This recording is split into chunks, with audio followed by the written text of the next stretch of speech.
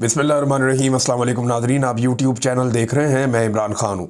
इमरान खान साहब की बहन ने नौरीन खानम साहिबा ने एक इंटरव्यू दिया भारतीय मीडिया को और उसके ऊपर पाकिस्तान में बड़ा रोला पड़ गया।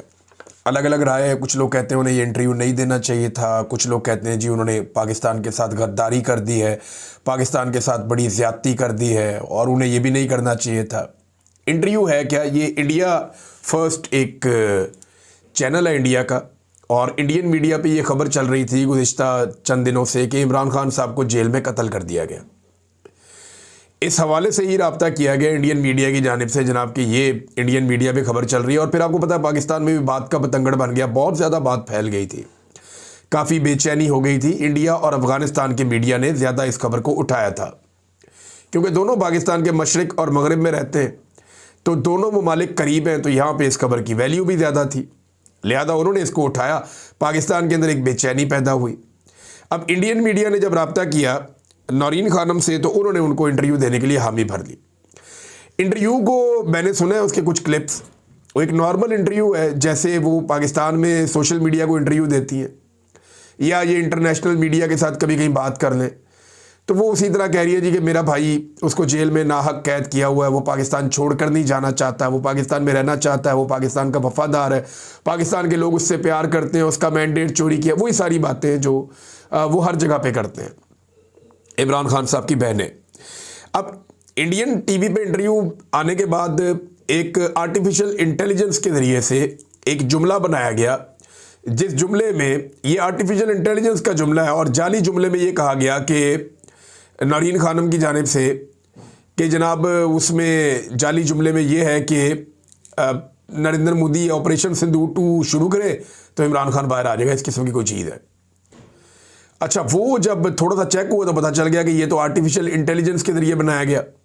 नौरीन खानम साहबा से जब कुछ सहाफ़ियों ने, हमारे दोस्तों ने रब्ता किया तो उन्होंने कहा जी ऐसी कोई बात हुई नहीं थी और ऐसी बात तो कर ही नहीं सकते, कभी मुमकिन नहीं है। तो ये घटिया काम उन्हीं लोगों ने किया जो लोग प्रोपेगेंडा करते रहते हैं, गद्दारी के सर्टिफिकेट्स बांटते हैं, जिनका ये धंधा है बहुत पुराना, 70 साल से उनका ये धंधा है। इन्होंने फातिमा जिन्ना को भी गद्दार कहा, इन्होंने शेख मुजीब को गद्दार कहा, फिर इन्होंने जुल्फ़िकार अली भुट्टो को गद्दार कहा, लियाकत अली ख़ान को कत्ल करवाया, बेनज़ीर भी गद्दार थी, नवाज शरीफ भी गद्दार था, आजकल इमरान खान गद्दार है। तो ये इनका पुराना धंधा है। वही धंधा करने वालों ने एक धंधा किया और एक जाली ऑडियो बना दी उसके अंदर।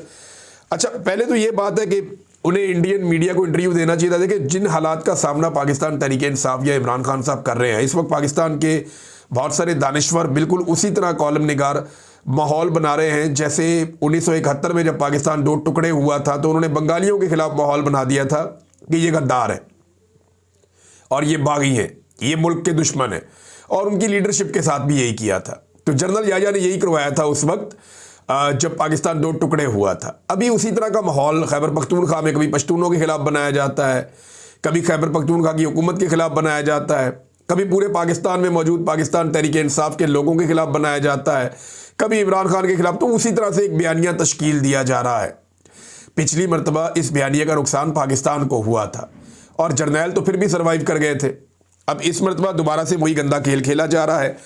तो ऐसे माहौल में इमरान खान साहब की बहन गुरेज कर लेती तो अच्छा था कि इंडियन मीडिया को दफ़ा करें, इंटरनेशनल मीडिया को बात कर लें, कोई दीगर सोशल मीडिया में बात कर लें। लेकिन PMLN इसके ऊपर तनकीद कैसे कर सकता है?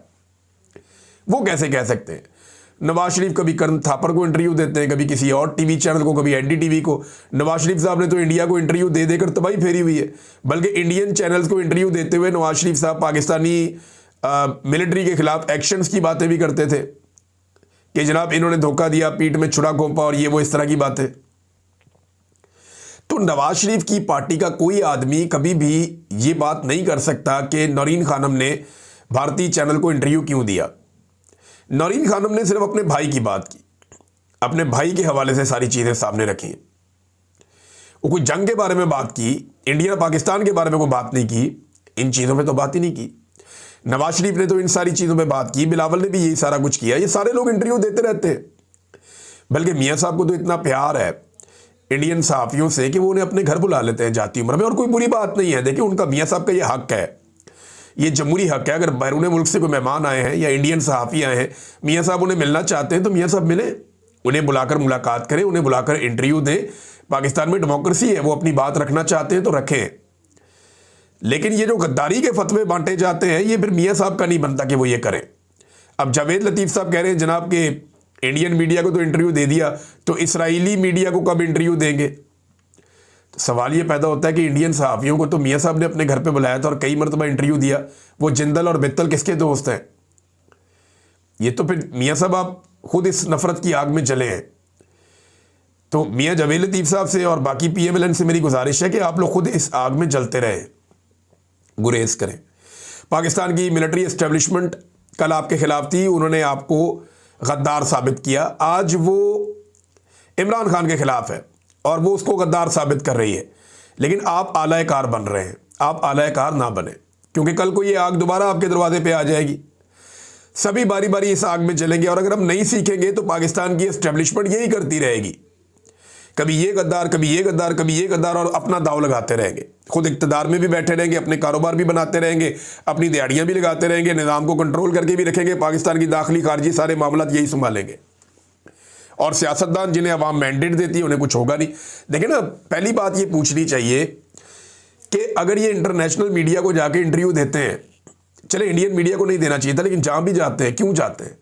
क्योंकि पाकिस्तान का नेशनल मीडिया इन्हें दिखाता ही नहीं है, इनकी बात ही नहीं सुनता। ये प्रेस कॉन्फ्रेंस करते हैं, उसको नहीं दिखाते। वहाँ पे नेशनल मीडिया के लोग जाते हैं गंद उछालने के लिए, और उन्हें बाकायदा भिजवाया जाता है सवालात की पर्चियाँ देकर, लेकिन कोई भी टीवी चैनल इनका मौक़िफ़ दिखाता नहीं है, सुनवाता नहीं है। तो फिर वो कहाँ जाएं? पाकिस्तान में उनकी आवाज़ मुकम्मल तौर पे बंद कर दी गई है। तो ये सारे लोग ही अपने अपने टाइम पे इंटरव्यूज़ देते रहे हैं और आइंदा भी देते रहेंगे, आइंदा भी देते रहेंगे। बहुत सारे इंडियंस जो हैं उनके पाकिस्तानी चैनल्स अगर चाहें तो वो इंटरव्यूज़ ले सकते हैं। इसी तरह जब लड़ाई हो रही थी तब भी ये चीज़ें चल रही थी। और कुछ लोग कह रहे हैं जनाब कि क्योंकि अभी हाल ही में लड़ाई हुई है तो इंटरव्यू पाकिस्तान की इंडिया की कब लड़ाई नहीं हुई? हमेशा लड़ाई चलती रहती है। मैं फिर ये कह रहा हूँ कि नौरीन खानम साहिबा गुरेज करती तो एक कंट्रोवर्सी ना खड़ी होती, बिला वजह का ये गंद ना उछलता जो लोग उछाल रहे हैं। वरना इसमें कोई कबात तो नहीं है। मियाँ साहब भी ये करते रहे, बिलावल भी ये करते रहे, सारे ये करते रहे और हमेशा से करते रहे। बल्कि पाकिस्तान के अंदर तो इंडियन मीडिया को बहुत मॉनिटर किया जाता है, और इंडियन मीडिया के अंदर पाकिस्तान के हवाले से बहुत खबरें चलती रहती हैं, हमेशा चलती रहती हैं। तो ये एक गंद उछाला गया, एक गलीज़ हरकत की गई। मैंने कहा मैं आपके सामने रख दूं, और इसका सबूत ये है कि ये आर्टिफिशियल इंटेलिजेंस के ज़रिए से किया गया। बनी गाला के साथ नाज़रीन जंगल में आग लगी हुई है, और लोग अपनी मदद आपके तहत जो वहाँ मुलाजमीन है वो आग बुझा रहे हैं, कोशिश कर रहे हैं। फायर ब्रिगेड को बुलाया, वो 3 घंटे तक तो वो आए नहीं थे। तो यहाँ पे जो है वो जंगल जल रहा है, और इस्लामाबाद शहर है, आप अंदाज़ा कर लें ये CDA की कारकर्दगी है। और इसको काफ़ी लोग सोशल मीडिया पे बता रहे हैं कि जनाब आग बुझाने की कोशिश हो रही है, लेकिन फायर ब्रिगेड उस वक्त तक नहीं पहुंची थी जब 3 घंटे गुजर गए थे। नाज़रीन, रद्द-ए-अमल आना शुरू हो गया 27वीं आईनी तरमीम का। एक तो कल यूनाइटेड नेशन ने, अक़वाम मुत्तहिदा ने यह कहा कि 27वीं आईनी तरमीम ने पाकिस्तान में अदलिया का, पाकिस्तान में फ़ौज के एहतसाब का, यानी हर चीज़ का बेड़ा गर्क कर दिया, जमहूरियत का, रूल ऑफ लॉ का, सारा कुछ तबाह कर दिया। अब ये तो अक़वाम मुत्तहिदा ने कहा, अब इसका रद्द-ए-अमल पाकिस्तान में भी आ गया। Sindh high court bar association के इंतखाबात हुए, क्योंकि अब 27वीं आईनी तरमीम हो गई है, तो प्लाटों की भरमार के बावजूद हुकूमत हार गई। हुकूमती उम्मीदवार वहाँ पे सिंध में हार गए। और सिंध के अंदर याद रखिएगा, कराची में बड़ा ज़ोरदार तरीके से वकला तहरीक चला रहे हैं आजकल। पूरे पाकिस्तान में जो सबसे आगे चल रहे हैं वकला, वो कराची के चल रहे हैं, और उन्होंने कुछ मुजाहरे भी किए हैं, उनकी झड़पें भी पुलिस के साथ हुई हैं। वहाँ वकला 27वीं आईनी तरमीम के बाद कराची में डट कर खड़े हैं। अब Sindh high court bar association में 27वीं आईनी तरमीम के रद्द-ए-अमल के तौर पे पाकिस्तान तहरीक इंसाफ के हमायत याफ्ता सदर और सेक्रेटरी जनरल दोनों कामयाब हो गए, यानी क्लीन स्वीप हो गया Sindh high court bar association के इंतखाबात में। हसीब जमाली साहब जो हैं वो वहाँ पे सदर बन गए हैं, जीतने वालों को मुबारकबाद। लेकिन मामला ये है कि ये हो क्यों रहा है? अभी कुछ अर्सा पहले तो जो हुकूमती कैंप है वो तगड़ा था। हुआ ये कि 27वीं आईनी तरमीम ने वकला को बहुत बुरी तरह झटका दिया है। दूसरा, जो जजेस इस्तीफे दे रहे हैं उसका भी एक इम्पैक्ट आ रहा है। आने वाले दिनों में ये इम्पैक्ट बढ़ेगा, इसके बारे में भी कुछ नहीं कह सकते। लेकिन पाकिस्तान तहरीक इंसाफ ने एहतजाज का पहला मरहला शुरू करने का ऐलान किया। पहले 1 दिसंबर की तारीख दी गई थी, और अब पता चला कि 2 दिसंबर की तारीख दी गई है। ये तारीख क्यों तब्दील हुई इस बारे में नहीं बताया गया, लेकिन सवाबी इंटरचेंज से ये रास्ता बंद कर देंगे। ये टोकन एहतजाज होगा, यानी इसका आगाज़ करने जा रहे हैं, क्योंकि इमरान खान साहब ने कहा था कि आपने बंद कर देना खैबर पख्तूनख्वा, ये शाहिद खटक साहब ने बताया। तो उसके लिए ये मेरे ख्याल में एक एक्सरसाइज करने जा रहे हैं कि किस तरीके से बंद कर दें। ये पेशावर मोटरवे से जहाँ पे आगाज़ होता है टूल प्लाजा का पेशावर वाले, वहाँ से लेके सवाबी इंटरचेंज तक ये मोटरवे को मुकम्मल तौर पे बंद करेंगे। दोपहर 1 बजे मोटरवे बंद की जाएगी और 1 दिन के लिए बंद की जाएगी। तो देखते हैं इस बंदिश में कितनी बड़े पैमाने पे लोग हिस्सा लेते हैं, किस तरीके से ये एक्टिविटी होती है और इस एक्टिविटी का रद्द-ए-अमल क्या आता है। क्योंकि देखें 8 मरतबा एक सूबे का वज़ीर आला आ रहा है और वो आकर कह रहा है, देखें मामला ये है कि जिस सूबे का वो वज़ीर आला है उसी सूबे के रास्ते अगर वो बंद कर रहा है, ये यानी बंदिश करनी है तो पूरे पाकिस्तान की बंदिश करनी पड़ेगी और फिर वो रास्ते और वो वसाइल बंद करने पड़ेंगे जिससे वफाक के ऊपर दबाव पड़ेगा। एक दिन की बंदिश से ये एक एक्सरसाइज तो हो सकती है, लेकिन वफाक के ऊपर उतना बड़ा इसका इम्पैक्ट नहीं आएगा। लेकिन ठीक है, एक आगाज़ कहीं से तो इनको करना था। तो सुहेल आफरीदी ने पहले ये तो रजिस्टर कर लिया कि हुज्जत तमाम हो गई है। मैंने हर वो कानूनी और आईनी कोशिश करके देखी जिसके तहत मुझे मेरे लीडर से मिलवाया जा सकता था, लेकिन नहीं मिलवाया गया। लिहाजा अब मैं एहतजाज करने में हक बजानिब हूँ और फिर सुहेल आफरीदी साहब ने एहतजाज शुरू भी कर दिया। तो ये मामला है नादरीन, 2 दिसंबर को पहली मरतबा ये सवाबी इंटरचेंज को यहाँ से बंद करेंगे। पेशावर में जो टूल प्लाजा है वहाँ से लेकर सवाबी इंटरचेंज तक। नादरीन, सहराब बरकत साहब, हमारे आगा शेख आगा सरवर साहब, फिर राय गुलाम अली साहब, इन तीनों सहाफ़ियों की रिहाई की कोई सूरत अभी तक नहीं बन सकी। लेकिन शाहिद खटक साहब जो तहरीक तहफ़्फ़ुज़ आईन पाकिस्तान की क़यादत है उसे लेकर पहुँचे siyaasat.pk के दफ्तर में और वहाँ जाकर उन्होंने इज़हार यकजहती किया गिरफ़्तार होने वाले सहाफ़ियों के साथ। तो ये बहुत ज़रूरी था, इनको पहले दिन जाना चाहिए था, लेकिन अच्छी बात है मैंने ये अपील की थी। उसके बाद शाहिद खटक साहब ने रब्ता किया और वो तहरीक तहफ़्फ़ुज़ आईन पाकिस्तान की क़यादत को लेकर गए। अचकज़ई साहब थे, मौलाना अल्लामा राजा नासिर अब्बास साहब थे, मुस्तफ़ा नवाज़ खोखर साहब थे, दीगर कुछ और लोग थे। ये सारे लोग गए और जाकर इन्होंने वहाँ पे इज़हार यकजहती किया siyaasat.pk के दफ्तर में गिरफ़्तार होने वाले सहाफ़ियों से। हम भी यहाँ पे बरतानिया में शाफील्ड के इलाके में एक प्रोग्राम करने के लिए जा रहे हैं और कल के दिन में एतवार के दिन पाकिस्तानियों से दरख्वास्त की है यहाँ की कम्युनिटी ने कि आप लोग सारे आ जाएँ। हमें भी बुलाया गया, हम भी वहाँ पे जाएंगे और एहतजाज रिकॉर्ड करवाएंगे पाकिस्तान में सहाफ़ियों के साथ और सहाफ़त के साथ जो कुछ भी किया जा रहा है। लाहौर में हाई कोर्ट का जो एक कॉन्फ्रेंस हॉल है वहाँ पे सहाफ़ियों और वकला ने इन तीनों सहाफ़ियों के लिए एक प्रोग्राम रखा। ओवरऑल ये जो सहाफ़त की एक गिरावट पाकिस्तान में पैदा हो चुकी है, जो जुल्म लगातार सहाफ़ियों के साथ हो रहा है, ओवरऑल जो रीज़न है वो ये है, इसके ऊपर बात करनी थी सारे सहाफ़ियों ने वहाँ पे और वकला ने। तो इन्होंने इज़हार यकजहती किया सहाफ़ियों के साथ, सहाफ़त के साथ। और सहाफ़त पे इतना बुरा वक्त पाकिस्तान में कभी नहीं आया जितना अब पाकिस्तान की एस्टेब्लिशमेंट ने सहाफ़त को कुचल कर रख दिया है। नादरीन, जर्नलिस्ट हैं शाहिद मेतला साहब, इन्होंने खबर दी है। मैं ज़रा थोड़ा इस खबर को सेट कर देता हूँ क्योंकि ये इन्फॉर्मेशन मेरे पास है। उन्होंने खबर देते हुए ये कहा कि नवाज शरीफ को जेल में जो खाना आता था, ये बात हो रही है पिंडी वाली जेल की।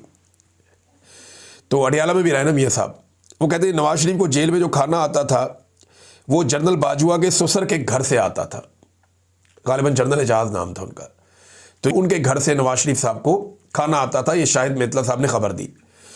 तो मैं आपको ये बता देता हूँ कि ये खाना हमेशा उनके घर से नहीं आता था, कुछ अरसा उनके घर से खाना आया, कुछ अरसा अटक के एक रहनुमा हैं पाकिस्तान मुस्लिम लीग नून के, उनके घर से भी खाना आता रहा, और एक रावलपिंडी की बड़ी अहम शख्सियत है उनके घर से भी नवाज शरीफ साहब को जेल में खाना आता रहा। बल्कि जो रावलपिंडी वाली शख्सियत है उनको फिर बाद में बहुत नवाजा भी गया। आज उनको एक बड़ी अहम सीट भी उनके घर में उनकी फैमिली मेंबर को दी गई है, जिनके घर से नवाज शरीफ साहब के लिए जेल में खाना आता था।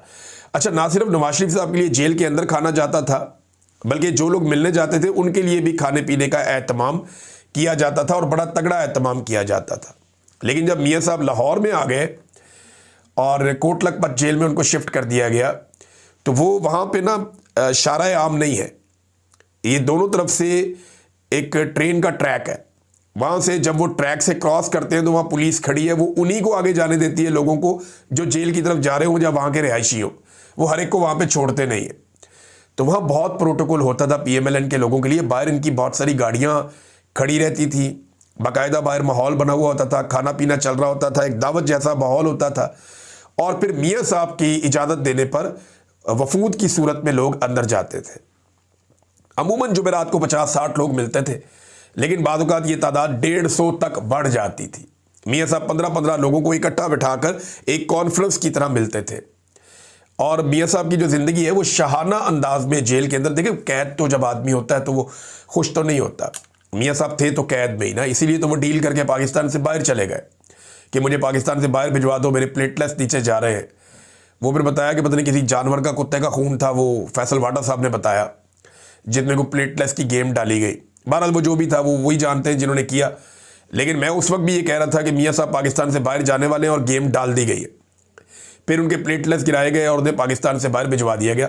और प्लेटलेट्स इतने गिरवा दिए गए कि उस लेवल के प्लेटलेट्स का आदमी आंखें खोल के देखे तो बड़ा मुश्किल है। लेकिन मियाँ साहब अपनी ज़िंदगी के सारे काम कर रहे थे। फिर वो खुद चल के चले गए और जेट में बैठ के पाकिस्तान से मियाँ साहब बाहर निकल गए। तो ये अच्छी तरह हमें याद है कि बड़े ठीक ठाक प्रोटोकॉल मियाँ साहब को जेल के अंदर मिलते थे और बड़ी सहूलियात थी मियाँ साहब को। तो ये खाना सिर्फ जनरल बाजवा के ससुर नहीं भेजते थे, बाकी लोग भी ये खाना भिजवाते थे मियाँ साहब को। नादरीन, ईमान मज़ारी साहिबा और उनके शौहर हादी अली चट्ठा साहब के साथ बदतरीन ज़्यादती की जा रही है। उनका एक ट्वीट वाला केस है और अदालत को बहुत जल्दी है कि इन लोगों को किसी तरह भी पकड़ के जेल में डाल दिया जाए और इनसे इनकी आज़ादी छीन ली जाए। साकिब बशीर साहब ने ये केस रिपोर्ट किया और हमारे बहुत सारे जर्नलिस्ट हैं वो भी इसको रिपोर्ट कर रहे हैं कि गैर मामूली सूरत हाल हो गई है। अदालत के अंदर अजीबोगरीब माहौल बन गया। एडवोकेट ईमान मज़ारी और हादी अली चट्ठा के खिलाफ केस में मुल्जिमान की अदम मौजूदगी में रिकॉर्ड वक्त यानी आधे घंटे के अंदर स्टेट काउंसिल ने 5 गवाहों पर पलक झपकते में जिरा भी मुकम्मल कर ली। जज साहब ने मियाँ बीवी को बाहर निकलवा दिया पुलिस के जरिए से, इनको बाहर देना। मियाँ बीवी को बाहर निकाल दिया, वो बेचारे बाहर आ गए। अब जो नज़र आ रहा है वो ये है कि इन दोनों मियाँ बीवी को गिरफ्तार कर लिया जाएगा। सिंपल ये है, पाकिस्तान की एस्टेब्लिशमेंट ने फैसला किया कि इन्होंने नाक में दम किया हुआ है। ये आवाज़ उठाते हैं जाके बलोचों के लिए, ये लापता अफराद के लिए आवाज़ उठाते हैं, ये जो PTM के लोग पकड़े जाते हैं लापता होते हैं उनके लिए भी आवाज़ उठाते हैं, ये जो इमरान खान के साथ ज़्यादती हो रही है PTI के साथ होती है उस पर भी आवाज़ उठाते हैं, जहाँ पे सहाफ़ियों को हरासा किया जाता है उस पर भी आवाज़ उठाते हैं। जबरी गुमशुदगियों के खिलाफ ये एक बड़ी आवाज़ है, लिहाजा इससे पहले कि ये बहुत तगड़े हो जाए इन्हें उठा लो। और अब फैसला ये किया गया है कि इन्हें गिरफ्तार कर लिया जाए। तो ऐसा दिखाई दे रहा है कि शायद इन्हें गिरफ्तार करके जेल में डाल दिया जाए, क्योंकि इसके अलावा अब और कोई रास्ता नज़र नहीं आ रहा और रियासत ये कर गुजरेगी। क्योंकि देखिए इन्होंने बहुत तगड़े लोगों को पकड़ा हुआ है। इन्होंने इमरान खान को पकड़ के तकरीबन 2.5 साल होने वाले हैं, 2 साल हो गए, उनको जेल के अंदर डाला हुआ है। इन्होंने मारंग बलोच को पकड़ के जेल के अंदर डाला हुआ है और PTM के बहुत सारे रहनुमा उठाए हुए हैं। अभी जो 6 लोग पश्तून तहफ़्फ़ुज़ मूवमेंट के ये लोग जरगा में आए थे, वज़ीर आला ने इनको बुलाया था, वो 6 लोग लापता हुए, अभी तक हमें पता नहीं चला कि वो बंदे किधर हैं। अभी तक समझ ही नहीं आएगी ये बंदे गए किधर। और इस पे वज़ीर आला ने वार्निंग भी दी थी, लेकिन उसके बाद से लेकर अब तक कुछ भी नहीं हुआ, कुछ दिखाई नहीं दे रहा। नाज़रीन, वज़ीर आला बलूचिस्तान ने एक बड़ा अजीबोगरीब काम किया। यहाँ पे जो कायद-ए-आज़म यूनिवर्सिटी है वहाँ पे एक मजीद हट्स है। ये 1973 में एक मजीद साहब होते थे, उन्होंने ये कैंटीन बनाई थी कायद-ए-आज़म यूनिवर्सिटी इस्लामाबाद में। तो मजीद साहब होते थे, उन्होंने 1973 में बनाई थी। तो अभी जो वज़ीर आला है बलूचिस्तान के, इनकी इल्मियत का अंदाज़ा आप यहाँ से लगाएं या इनकी काबिलियत का अंदाज़ा आप यहाँ से लगाएं कि इन्होंने जो बलूचिस्तान में मजीद ब्रिगेड है उसको उठा के इसके साथ जोड़ने की कोशिश कर दी, इस कैंटीन के साथ, कि यहाँ पे बलोच तलबा को ये किया जाता है। वो यहाँ तकरीबन 400 के करीब बलोच तलबा पढ़ते हैं। क्यों उनकी जान खतरे में डाल रहे हैं वज़ीर आला साहब? नफ़रत बेच बेच के गद्दारियों के सर्टिफिकेट दे देकर अपने पाकिस्तान को कहाँ ले जाना है? मजीद ब्रिगेड जो कलदम तंजीम है वो 2010 में बनती है और ये जो कैंटीन है ये 1973 में बनाते हैं मजीद साहब। इन दोनों चीज़ों को जोड़ के आप क्या साबित करना चाहते हैं? बलोच तलबा को आपने पढ़ने देना या नहीं पढ़ने देना? अपने बच्चों को आप बैरून मुल्क पढ़ा लेते हैं, अपने बच्चों को आप फैसिलिटेट कर लेते हैं। हालांकि पाकिस्तान में आपकी हुकूमत है, लेकिन आप अपने बच्चों को फैसिलिटेट कर रहे हैं। तो जो बलोच बच्चे हैं जो पढ़ रहे हैं, तालीम हासिल कर रहे हैं, उनको आप नहीं चाहते कि वो तालीम हासिल करें? क्यों आप उनके लिए ज़मीन तंग कर रहे हैं पाकिस्तान की? ये वज़ीर आला बलूचिस्तान को इसका जवाब देना चाहिए और अपने गिरेबान में झांकना चाहिए। एक और दाव लगाया नादरीन पाकिस्तान में, ये दाव मैं आपको बताऊंगा अगले वीलॉग में। अब तक के लिए इतना ही। अपना ख्याल रखिएगा, अपने इस चैनल का भी। अल्लाह हाफ़िज़।